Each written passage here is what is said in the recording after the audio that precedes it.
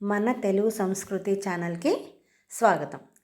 ఛందస్సులో భాగంగా ఈరోజు మనం లఘువు, గురువు, ప్లుతము, వ్యంజకం, సంహిత వీటి గురించి తెలుసుకుందాం. ముందుగా లఘువు గురించి తెలుసుకుందాం. ఈ లఘువుని మనం ఏకమాత్రా కాలంలో ఉచ్చరిస్తాం, అంటే పలుకుతాం అన్నమాట. మాత్ర అంటే క్షణంలో 1/4 వంతు అని అర్థం. లఘువు యొక్క గుర్తు చిన్న నిలువు గీత, బ్రాకెట్లో కనపడుతోంది కదా, అది.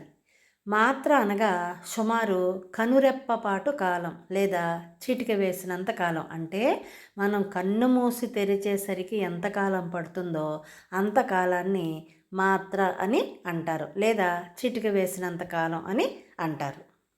గురువు ఇది ద్విమాత్రా కాలంలో ఉచ్చరింపబడుతుంది, అంటే 2 క్షణాలలో పలకబడుతుందన్నమాట. క్షణంలో 1/2 వంతు కాలం అన్నమాట. గురువుకి గుర్తుగా ఆంగ్లాక్షరాలలో యు అనే అక్షరం ఉంటుంది కదా, దానిని ఉపయోగిస్తారు. కానీ ఇక్కడ దీన్ని యు అని చదవకూడదు, మనం గుర్తుపెట్టుకోవడానికి వీలుగా చెప్పుకున్నాం అంతవరకే. మనం దీన్ని గురువు అని మాత్రమే చదవాలి. ఈ గుర్తుని వెన్నకోట పెద్దన గారు సూచించారు.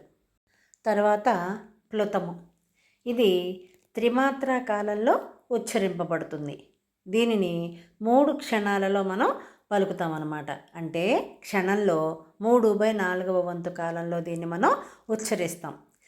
ఈ ప్లుతము అనేది శ్లోకాలు, నాటకాలు, మంత్రోచ్చారణలో ఎక్కువగా వాడబడుతుంది.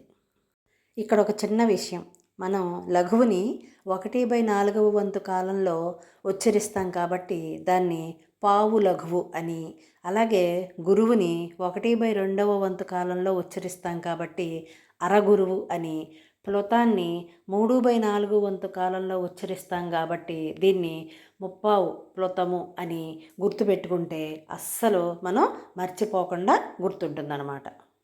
4వది వ్యంజకం, ఇది అరమాత్రా కాలంలో ఉచ్చరింపబడుతుంది.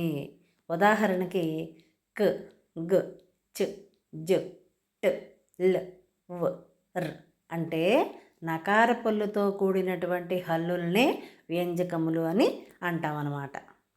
చివరిది సంహిత. సంహిత అంటే అరమాత్ర కంటే తక్కువ కాలం, అంటే సంధి జరిగే కాలాన్ని సంహిత అని అంటారు. ఇక్కడి వరకు అర్థమైంది కదా. తరువాత వీడియోలో గురువు, లఘువు వీటిని గుర్తించటం ఎలా అనే విషయం గురించి తెలుసుకుందాం. చూస్తూనే ఉండండి మన తెలుగు సంస్కృతి ఛానల్.